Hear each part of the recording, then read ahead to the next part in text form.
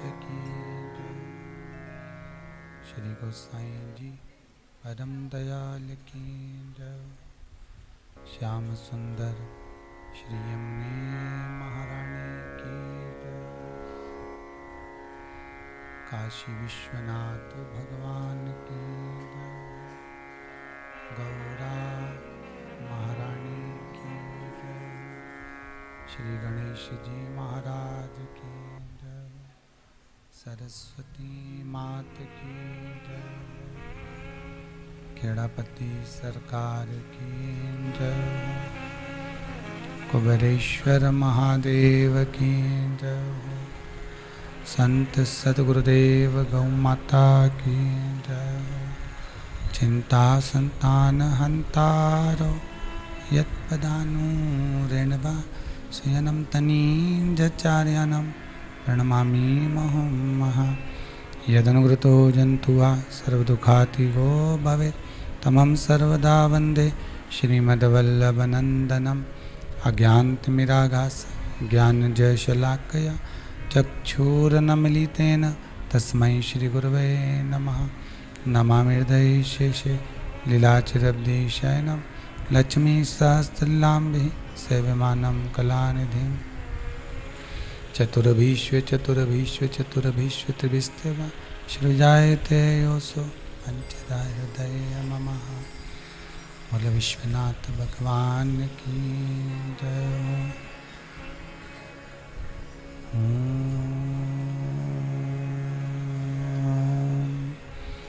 नमः शिवाय।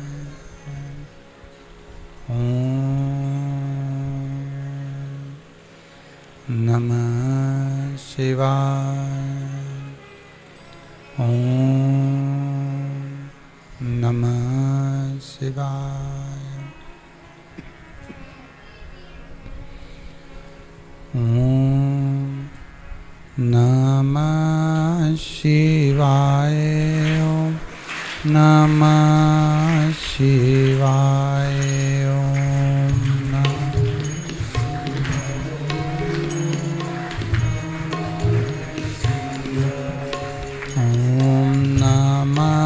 शिवाय।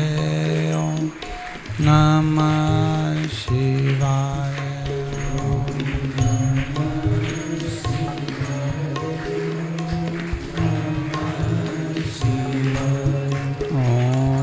नमः शिवाय।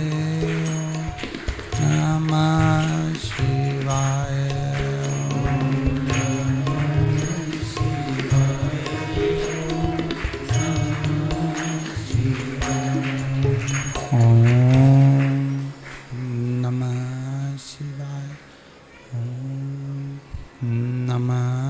शिवाय। ओम नमः शिवाय। ओम नमः शिवाय। नमः शिवाय।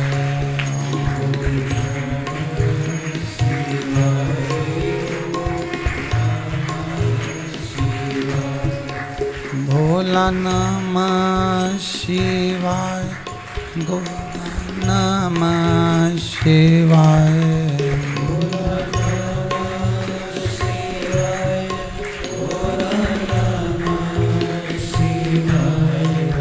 भोला नमः शिवाय।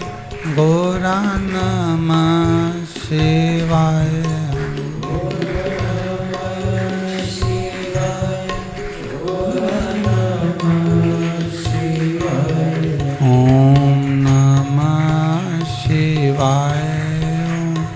नमः शिवाय।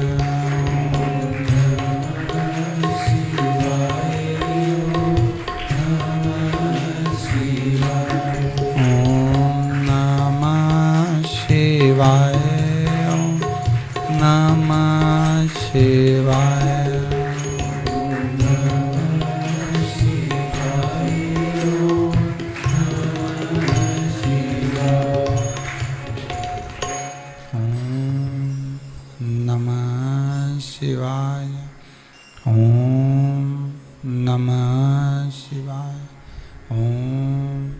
नमः शिवाय।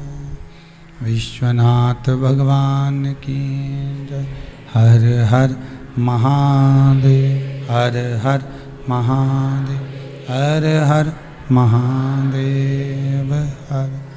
काशी विश्वनाथ।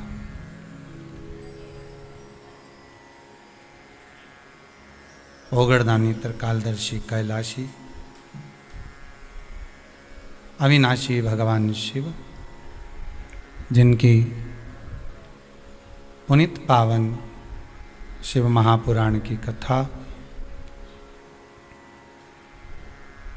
जो जीवन का सुख प्रदान करने वाली है, आनंद देने वाली है, इस मानव के जीवन का कल्याण करने वाली है, ऐसी पुनित पावन भगवान शंकर की पावन कथा श्रावण के महीने में अपने अपने घरों में विराजमान होकर बैठकर ऑनलाइन भगवान देव अधिदेव महादेव की इस पावन चरित्र को श्रवण करने का सौभाग्य प्राप्त हुआ है। शिव कृपा मिली, भगवान शंकर की करुणा प्राप्त हुई, कृपा हुई, तब जाकर अपने अपने घरों में बैठकर भगवान भूत अधिपति भूतेश्वर भगवान करुणा सागर कुबेरेश्वर महादेव की इस पावन धरा से ऑनलाइन शिव महापुराण की कथा को अपन सब श्रवण कर रहे हैं। बहुत बहुत साधुवाद देता हूँ राठी परिवार बड़ौदा, सोनी परिवार अहमदाबाद, सोमानी परिवार सूरत, कौशनीवाल परिवार मुंबई, बियाणी परिवार सूरत, जिन्होंने पांचों यजमानों ने मिलकर इस पावन शिव कथा को, पंचामृत शंकर की कथा को घर घर तक पहुंचा दिया।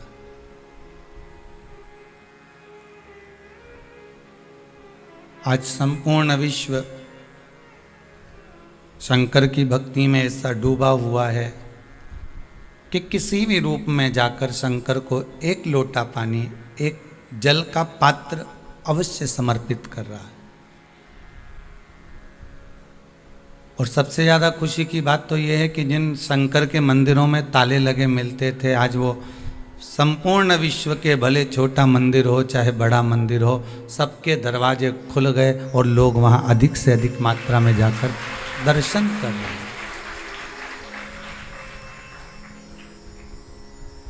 लोगों को समझ में आया कि शिव क्या है।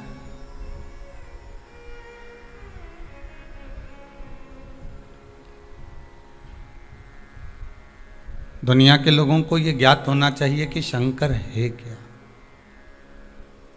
हम शंकर को, हम शिव को, मेरे परमात्मा, मेरे ओगढ़दानी, मेरे विश्वनाथ, मेरे भोलेनाथ, मेरे शिव को हम जानते तो हैं इतना कि ये शंकर हैं, इनका अभिषेक करना है, पूजन करना है, अर्चना करना है, शमी पत्र चढ़ाना है, बेलपत्र चढ़ाना है, हल्दी चढ़ाना है, धतूरा चढ़ाना है, काली तिल चढ़ाना है, काली मिर्च चढ़ाना है। हमने ये सब ज्ञात किया।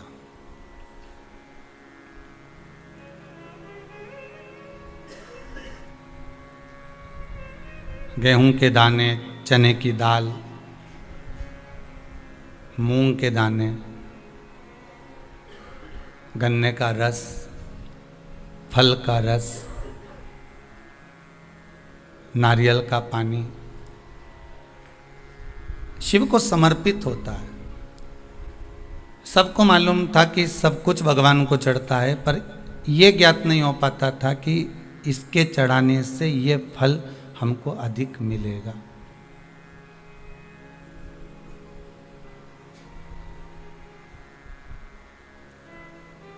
भगवान के भजन की, भगवान के स्मरण की, भगवत नाम की जो टेबलेट है वो किसी भी रूप में जपी जाए, किसी भी रूप में भजी जाए, उसका फल जरूर मिलता। खेत में, जमीन में अगर आपने बीज डाला है तो जितने भी किसान बीज बोते हैं, फसल लगाते हैं या बीज जमीन के अंदर डालते हैं, तो वो किसान एक एक बीज को सीधा करके डालता है क्या? सोयाबीन का बीज डालेगा तो क्या सीधा करके डालेगा कि एक एक बीज को पकड़ लिया जाए और उसको सीधा करा जाए? गेहूं के दाने को सीधा रखा जाए तो अच्छा उगेगा, मूंग को सीधा रखा जाए तो एक एक पूरे खेत में इतने बीज जब डाले जाते हैं तो वहाँ देखा नहीं जाता कि बीज उल्टा डला, सीधा डला, अर्थात कैसा उसको जमीन के अंदर डाला गया है उसको नहीं देखा गया। और किसान को इस बात का ज्ञान रहता है, किसान को इस बात का ध्यान रहता है कि जो बीज डाला गया है जमीन के अंदर, पृथ्वी माता इसको कैसे भी सीधा कर देगी और उस फसल को वापस उपजित कर कर आगे बढ़ाकर पृथ्वी के ऊपर लाकर छोड़ देगी। बीज उल्टा था, सीधा था, उससे कोई मतलब नहीं।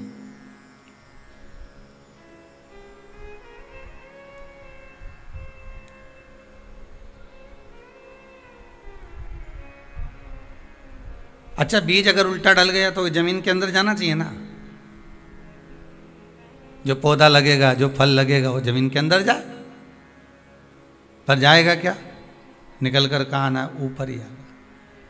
बीज उल्टा डाला जाए चाहे सीधा डाला जाए, फसल सम्मुख में ही प्रकट होती है, हमारे सामने ही आती है। उसी तरह शंकर का नाम, राम नाम, कृष्ण नाम, भगवान का नाम तुम किसी भी रूप में जप लो, तुम्हारी मर्जी पड़े जैसे जपो, तुम्हारी मर्जी पड़े जैसे भजन करो, तुम्हारी मर्जी पड़े जैसे स्मरण करो, तुम जितना करो, जैसे करो, तुम्हारा मन है, पर उसका जो फल है ये पक्का है। जैसे जमीन के अंदर बीज डाला, उल्टा सीधा डाला, पर प्रगट सामने होता है, उसी तरह तुम कैसे भी भजो, भगवान प्रगट तुम्हारे सामने ही होता है, ये सम्मुख में आता है। आप कैसे डाल रहे हैं बीज को, उसकी महत्वता है कि मुख में हो राम नाम, राम सेवा हाथ में, तू अकेला नहीं प्यारे, राम तेरे साथ में। जिंदगी की बागडोर हाथ दीना नाथ के, वह महलों में राखे चाहे झोपड़ी को वास दे। सीताराम सीताराम सीताराम कहिए, जाई विधि राखे राम ताई विधि। इसमें एक भजन में एक लाइन अच्छी है कि किया अभिमान तो फिर, क्योंकि दुनिया की लोगों की आदत है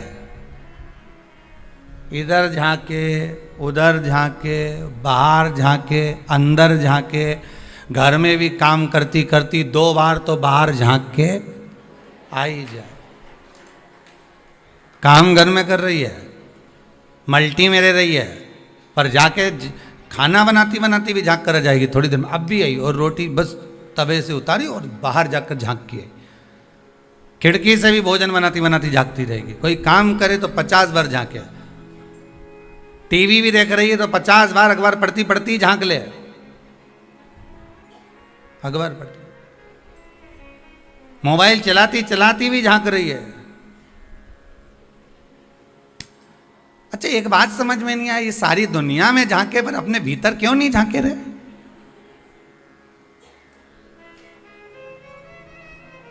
वो बाहर झांकने से कोई फल मिला है क्या?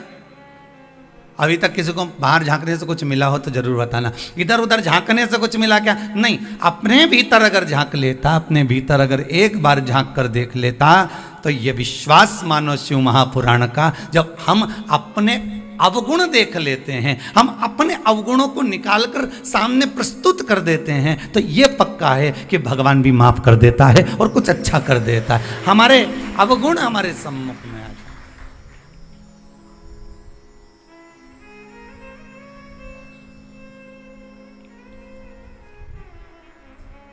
माना के मैं पतित बहुत हूँ, भगवान के सामने जाकर आप बोलेंगे ना कि मैं पतित हूँ, मैं तो बहुत पापी हूँ, कि माना के मैं पतित बहुत हूँ, पर पतित पावन तेरो नाम हो शंभु भोले बाबा।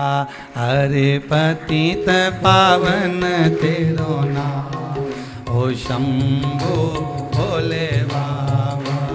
अरे पतित पावन तेरो नाम हो शंभु भोले बाबा। अरे पतित पावन तेरो नाम शंभु भोले बाबा। अरे पतित पावन तेरो नाम हो शंभु भोले बाबा। अरे पतित पावन तेरो नाम हो शंभु भोले बाबा। मेरे गिनियो ना अपराध हो शंभु भोले बाबा। मेरे गिनियो ना अपराध हो शंभु भोले बाबा। मेरे गिनियो ना अपराध हो शंभु भोले बाबा। मेरे गिनियो ना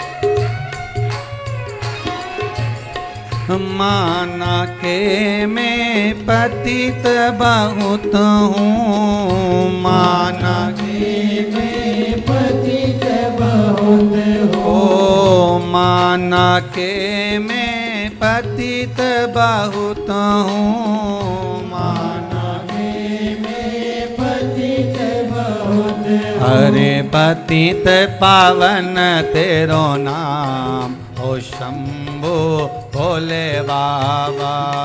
रे पतित पावन तेरो नाम हो शंभु भोले बाबा। हाँ जी पतित पावन तेरो नाम हो शंभु भोले बाबा। रे पतित पावन तेरो नाम हो शंभु भोले बाबा। मेरे गिनियो ना अपराध हो शंभु भोले बाबा। मेरे गिनियो ना अपराध हो शंभु भोले बाबा। मेरे गिनियो ना अपराध हो शंभु भोले बाबा। मेरे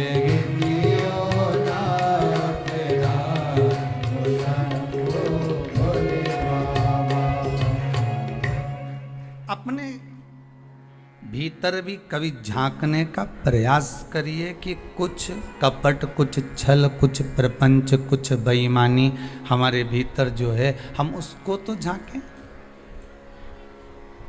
अवगुण तो हमने देखे पर दुनिया के देखे। ऐसा कोई व्यक्ति नहीं जो अवगुण नहीं देखता, पर दुनिया के देखता। जिस दिन हम अपने भीतर के अवगुण झांकने लगेंगे, हम जब अपने भीतर के अवगुण सम्मुख में लाने लगेंगे, तो ये पक्का है कि आपके भीतर गुण अपने आप आने लगे। आपके भीतर स्वयं गुण आने लगेगा हमारा। अगर अवगुण हम झांक रहे हैं तो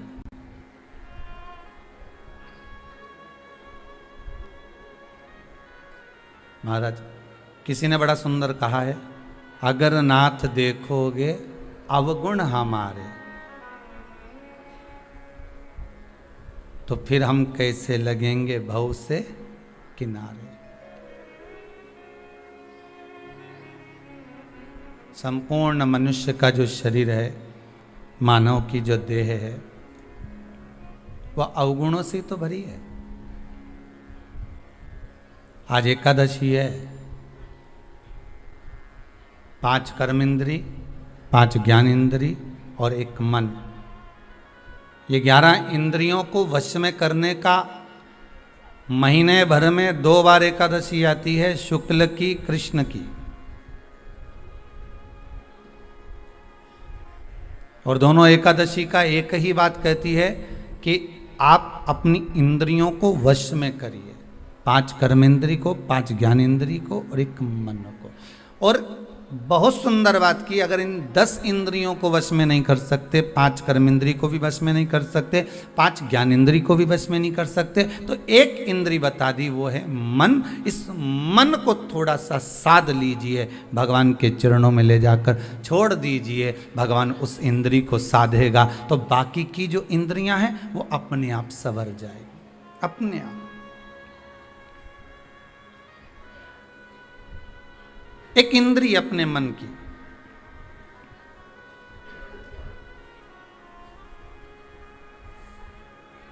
दुनिया के लोगों के लिए जीना एक अलग बात है और अपने लिए जीना एक अलग बात है। स्वयं के लिए जियो पर भक्ति के साथ जियो, स्मरण के साथ। आप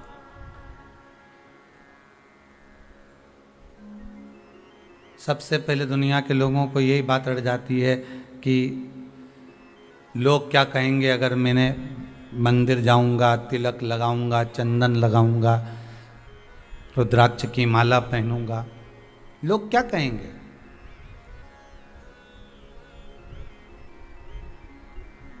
देखो, दुनिया के लोगों का तो आदत पड़ी हुई है, पहले दिन दुनिया के लोग हंसेंगे, दूसरे दिन ताना देंगे, तीसरे दिन गाली देंगे, चौथे दिन अपशब्द बोलेंगे, 5वें दिन जो भी बोला सब भूल जाएंगे। इनके चक्कर में रहोगे तो जिंदगी नरक में चली जाएगी।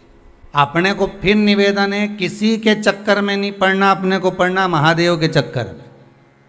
देव अधिदेव महादेव के, बस उसके चक्कर में अगर पड़े रहे तो कोई केम ही ना तुमसे कि तुम बताओ इतना चंदन लगा के कहाँ जा रहे हो, तुम तो पूरे बाबा जोगी बने जा रहे हो, क्या बात है, क्या मिश्रा जी की कथा में बहुत डूब गए हो।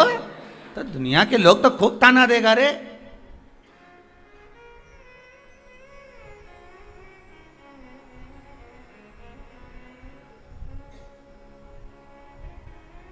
कई लोग कहेंगे इन पे भी रंग चढ़ गया महादेव का, तो कह देना हम तो बहुत दिन से ढूंढ रहे थे कि कोई रंगरेज मिल जाए। कथा में बताया था ना, रंगरेज हमारे गांधी रोड पे था पहले सीहोर में, और कपड़ा ले जाओ नहीं तो रंग के दे देता था, और ऐसा रंगता था, ऐसा रंगता था वह कपड़ा के कि वह कपड़ा पे ऐसा कलर चढ़ाता था कि बाल्टी में दूसरा कपड़ा गला ही नहीं सकते थे, क्योंकि उसका कलर दूसरे पे चढ़ जाता था।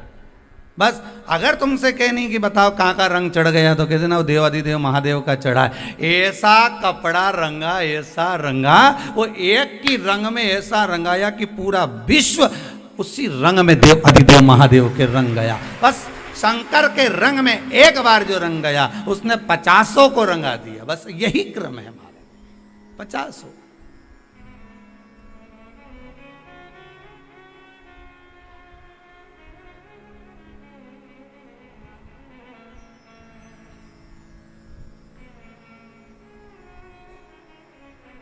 अरे क्यों जाते हो शंकर जी के मंदिर में, कोई तुमसे पूछ ले तो क्या जवाब दोगे, बोलो रे, जल्दी से बोलो।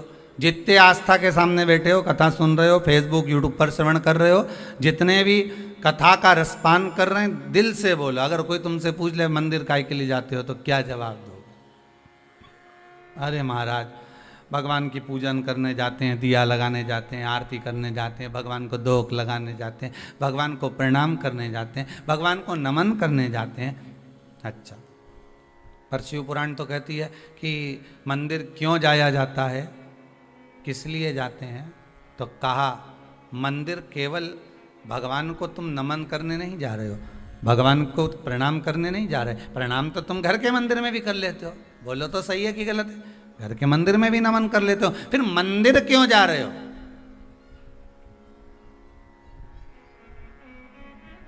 जब घर के अंदर शंकर जी बैठे हैं, घर के अंदर ठाकुर जी बैठे हैं, घर के अंदर राधा रानी बैठी है, घर के अंदर कृष्ण जी बैठे हैं, घर के अंदर भगवान अगर बैठा हुआ है, तो तुम मंदिर काय को जा रहे हो? कोई कहने वाला तो तुमसे भी कह देगा जब घर में महादेव बैठा है तो कुबेरेश्वर धाम काय को जा रहे हो?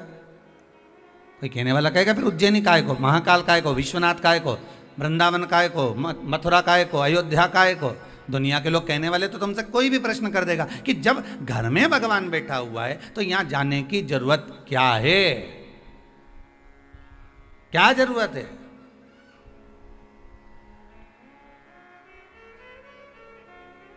तो उनको समझाने के लिए एक बात पहले भी कही, आज फिर कहते हैं कि गाड़ी की हवा निकल जाए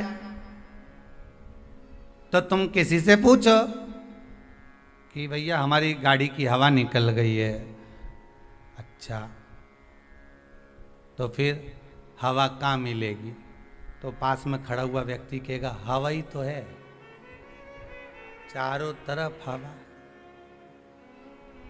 नहीं नहीं, हमको हवा चाहिए। तो ये हवा नहीं है क्या? नहीं, हमको गाड़ी के लिए चाहिए। अच्छा, फिर किसी के पास गए, भैया वो हवा गाड़ी की निकल गई है। उसने कहा गाड़ी की निकली, लोगों की निकल जाती है। अच्छे अच्छे की हवा निकल जाए और हवा निकल गई तो आदमी किसी काम का नहीं बचे। अब यहाँ तो तुम गाड़ी की बात कर। अब कोई तुमको इतना ज्ञान दे कि बताओ हवा यहाँ, हवा वहाँ, हवा ऐसी, हवा वैसी। अब यहाँ तुम्हारा मन मानेगा, तुम्हें तो गाड़ी के लिए चाहिए। फिर तुमने कहा अरे भैया गाड़ी में हवा चाहिए पहिया में भरने के लिए। फिर उसने कहा वो सामने मशीन लगी है, वहाँ चले जाओ। मशीन वाले के यहाँ गए, उससे कहा हवा डाल दीजिए। उसने पाइप पकड़ा, हवा डाली, हवा भरा गई, गाड़ी चल दी। बस चली कि नहीं चली? उसी तरह भगवान तो घर में भी है, भगवान तो तुम में भी है, परमात्मा तो कण कण में समाया है, कंकर कंकर में शंकर समाया है। पर मंदिर तीर्थ इसलिए जाया जाता है कि वहां पर मशीन लगी है हवा भरने की। एक बार भराई कि गाड़ी दौड़ गई। एक बार अगर भरा गई हवा अच्छे से तो गाड़ी इंदौर तक नहीं रुके। इंदौर तो इंदौर, वापिस सीओर आ जाओ, नहीं फिर इंदौर चले जाओ। 2-3 बार काम कर जाए। एक बार की हवा, बस एक बार अगर तुम अयोध्या चले गए, एक बार मथुरा चले गए, एक बार काशी चले गए, एक बार उज्जैनी चले गए, एक बार भगवान का दर्शन करने पहुंच गए, एक बार तुम परमात्मा की चौखट पर पहुंच गए, एक बार तुम भगवान के मंदिर पहुंच गए, एक बार तुम शंकर की चौखट पर पहुंच गए, एक बार यदि तुम भगवान की भक्ति में डूब गए, फिर तो भगवान जानता है कि कौन सी हवा भरता है कि गुब्बारा उड़ते ही जाए, उड़ते ही जाए, उड़ते ही जाए।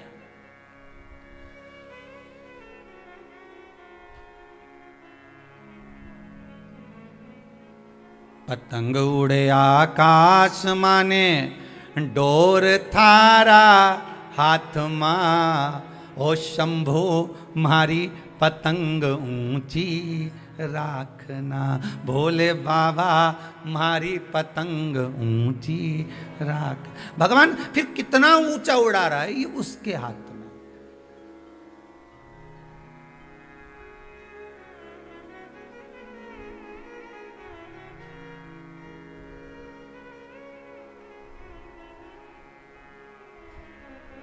आज इंदौर से कोई एक बालक आया हुआ था, गया शायद, दिख नहीं रहा, तो वो कह रहा था, हमने पूछा कैसे आना हुआ? बस आना था, इधर से भोपाल जा रहा था तो यहाँ आया। अच्छा, नहीं किसी ने तो भेजा होगा, ऐसे तो तू आ ही नहीं सके, ये तो पक्का। हाँ, हमारी माता जी कह रही थी अगर तू भोपाल जा रहा है तो सीओर पड़ेगा, उसके पहले 9 किलोमीटर पहले कुबेरेश्वर धाम पड़ेगा, भले अभी शंकर जी नहीं बैठे पर चलेगा। तो हमने कहा तुम्हारी माता जी ने भेजा? हाँ।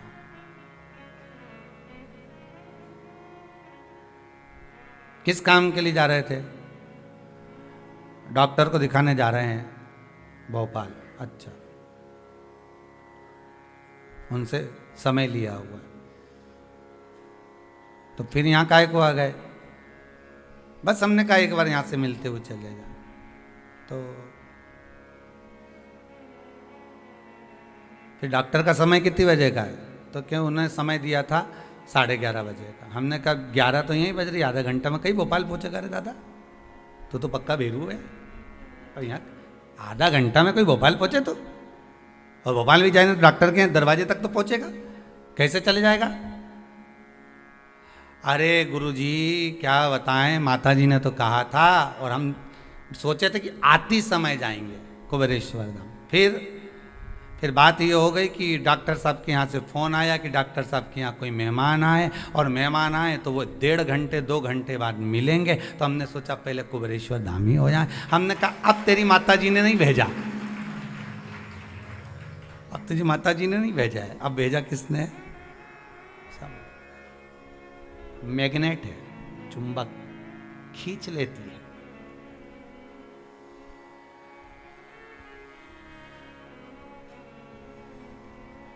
शिव वो मैग्नेट है, शंकर वो चुंबक है जो एक बार शिव महापुराण की कथा में रम गया, एक बार शंकर की कथा में अकेला लग गया, अकेला।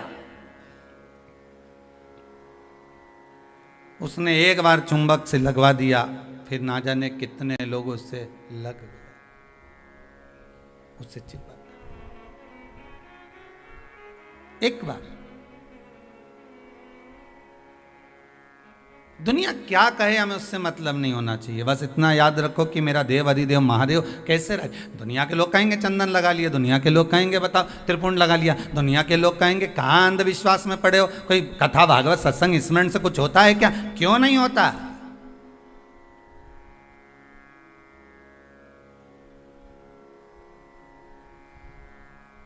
अगर विश्वास प्रबल है तो भगवान मिलता जरूर है। ध्रुव जी महाराज ने ऐसा घोर तप करा, ऐसा तप किया, सबने उनको डोला दिया। अरे ध्रुव 4 वर्ष का बालक है, कहाँ तप कर रहा है, कोई नहीं आने वाला, भगवान तो किसी हालत में नहीं आए। तप कर करके तप करते रहे, इंद्रलोक हिल गया। इंद्रलोक जैसे हिला, इंद्र देवता ने सारे देवताओं को परीक्षा लेने भेजा, सब हार गए, ध्रुव जी महाराज बैठे रहे। विश्वास लेकर बैठे। और विश्वास क्या करा था ध्रुव जी महाराज ने? केवल एक विश्वास करा था अपनी माता के वचन पर। माँ ने क्या कहा था? किसके लिए रो रहा है? पिता की गोद में बैठने के लिए। माँ, मुझे छोटी माँ ने गोदी से नीचे उतार दिया, और माँ कहती है पिता की गोद में बैठने के लिए रो रहा है। ध्रुव, धिक्कार है तेरे जीवन को जो पिता की गोद में बैठने के लिए रो रहा है। अगर रोना है तो परमात्मा की गोद में बैठने के लिए रो, जिसकी गोद से कभी कोई नीचे नहीं उतरता। पिता की गोद में थोड़ी देर बैठोगे नीचे उतरना पड़ेगा, माता की गोद में थोड़ी देर बैठोगे नीचे उतरना पड़ेगा। बैठे बैठे माँ भी अपनी गोद में कितनी देर बच्चे को रखेगी? एक दिन नीचे उतार देगी। पिता भी एक दिन गोदी से उतार देगा। अगर बैठना है तो परमात्मा की गोद में बैठ। तो ध्रुव जी महाराज ने पूछ लिया था, माँ वो परमात्मा कहाँ मिलेगा? तो कहा ये पूछ के कहाँ नहीं मिलेगा। सर्वस्व हर जगह, कंकर में, डाली में, पशु में, पक्षी में, जलचर में, थलचर में, वायुचर में, सब जगह परमात्मा है। तो मैं कहाँ जाऊँ भगवान को ढूंढने? तो माता ने कह दिया तेरी मर्जी पड़े, जा जा, तो जंगल में चले जाऊँ, तेरी मर्जी हो, जा। अब आप में से कितनी माताएं इस आस्था चैनल पर जो कथा सुन रहे हैं, इसमें से कितनी माताएं जो 4 वर्ष के बच्चे को वन भेज देगी? आप में से कितने लोग होंगे जो 4 साल के बच्चे को अपने घर से निकाल दोगे? और ध्रुव जी की माता ने कहा और ध्रुव जी महाराज चल दिए। वन में जाकर जो पहुँचे तो उन्होंने सोचा गुरु मंत्र ले लूँ। अब मंत्र किससे लूँ? तो देव ऋषि नारद मिल गए। ये नारद जी एक ऐसे हैं जो मंत्र देने में कहीं ना कहीं भूल नहीं करते, दे देते। ध्रुव जी महाराज ने तुरंत कहा नारद जी बोले कहाँ घूम रहा है? बड़े बड़े पशु पक्षी तुझे खा जाएंगे। कितना डर दिखाया, कितना भय दिखाया, कितना डराया गया। माना क्या? क्योंकि विश्वास प्रबल था कि मेरी माता ने कहा है भगवान की गोद में बैठना है तो बैठकर मानूंगा। अगर आपका लक्ष्य पक्का है कि मुझे नौकरी करना है, मुझे सर्विस करना है, मुझे व्यापार करना है, मुझे व्यवसाय करना है, दुनिया के लोग तो कहेंगे ये वाला बिजनेस डालोगे तो घाटा लग गया, हम तो इतने दिन से व्यापार कर रहे हैं, घाटा ही घाटा लग रहा है। कभी तुमने विचार करा कि घाटा क्यों लग रहा है, किसके कारण लग रहा है, घाटा लगने का कारण क्या है?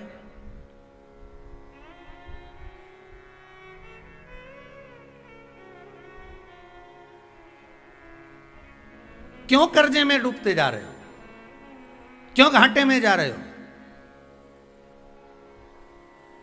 घाटा लगने का कारण क्या है? कर्जा होने का कारण क्या होता है मालूम है आपको? कर्जा होने का कारण यह है अपनी शान सत्ता को, अपनी शोहरत को दुनिया तक ले जाकर दिखाना, अधिक खर्च करना, जोड़ना कम, कमाना कम, और खर्च अधिक कर्जे का कारण। कई लोग कहते हैं गुरुजी हमने तो हमारी बेटी की शादी करना थी इसलिए कर्जा हो गया। बेटी ने कहा था कर्जा करो? जो लड़के वाले धन मांगे, क्यों दो बेटी ऐसे घर में कि कर्जा करना पड़े? बेटी के भाग्य में अगर सुख लिखा है तो सुख मिलेगा, उसके किस्मत में दुख लिखा है तो दुख मिलेगा। अच्छा, खूब पेट्रोल पंप देखा, गाड़ी देखी, बंगला देखा, भाग्य में भी तो गाड़ी बंगला होना चाहिए, भाग्य में भी तो पेट्रोल पंप होना चाहिए, भाग्य में भी तो जमीन जायदाद होना चाहिए। वो कहां से लेकर आओगे?